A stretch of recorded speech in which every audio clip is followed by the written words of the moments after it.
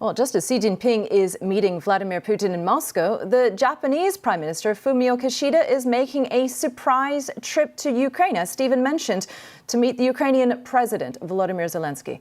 The trip is the first time a Japanese Prime Minister has visited a region with ongoing fighting since World War II. Well, let's get more of this from our Japan correspondent, Shaima Khalil, who's in Tokyo. Shaima, Stephen was taking us through it a little bit from the Chinese perspective, but what are the optics, really, of these two leaders having visits at the same time? Xi Jinping in Moscow and now Fumio Kishida making a surprise trip to Kyiv. That's right, Celia.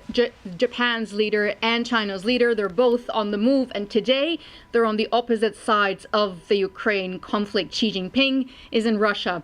Fumio Kishida is in Ukraine. China has been hailed as a friend, as a partner to Russia, and Japan is there to promise unwavering support to Ukraine. China wants to maintain that it's neutral. It has this 12-point step plan to stop the war without any details, really. The most important thing is that it hasn't, nowhere in that plan has it actually told Russia to pull out of Ukraine.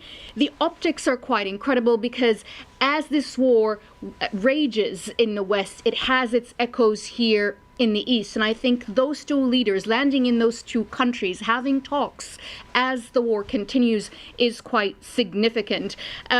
It is important for the Japanese leader as well.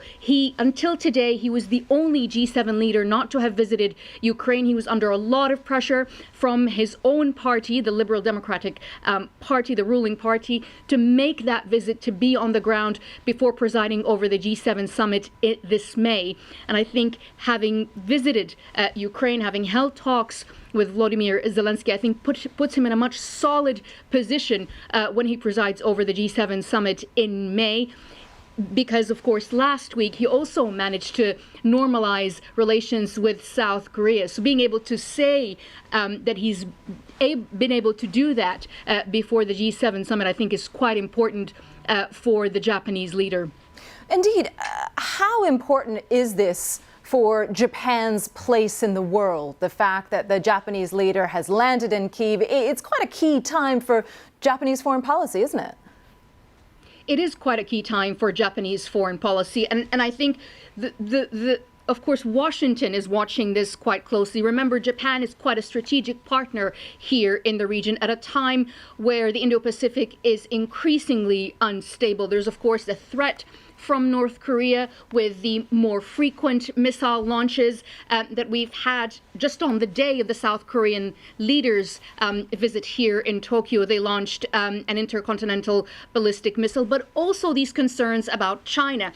Japan is incredibly concerned about a scenario where China could actually militarily get involved in Taiwan. Remember last year they fired missiles after Nancy Pelosi's visit to Taiwan. Yes, it's the worst case scenario. No, we're not there yet, but I think there is a real concern that any problem, any conflict or potential conflict in Taiwan will affect Japan. And so Washington, I think, wants Japan to assert its presence on the world stage, to form these ties with South Korea, to share intelligence about North Korea, but also this expansion of China, not just in the Indo-Pacific, but that visit to Russia by Xi Jinping also shows you that it's flexing its geopolitical muscle outside the region as well. It's a really dynamic time for Japan on the world stage. Thank you very much, Shaima Khalil, speaking to us from Tokyo. Of course, we're going to be following the visit of